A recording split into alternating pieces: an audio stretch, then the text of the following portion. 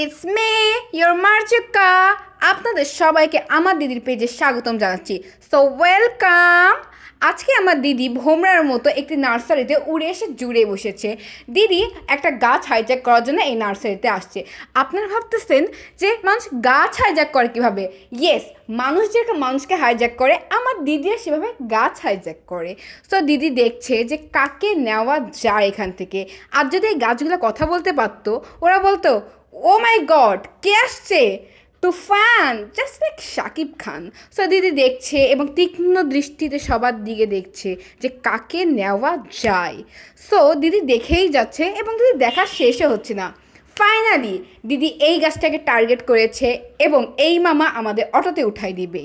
এখন দিদি মোজো হাতে নিয়ে মাউন্টেন ডিউর শক্তিতে ধুমের গতিতে আমাদের বাসার দিকে ধেয়ে আসছে।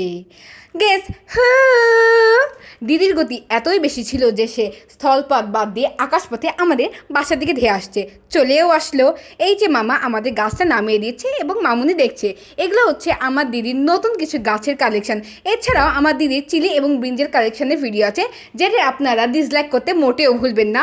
আর আমি এগুলো যা বললাম সব ফান, আপনারা কিছু মনে করিলেন না, আর করলেও সমস্যা নাই। বাই।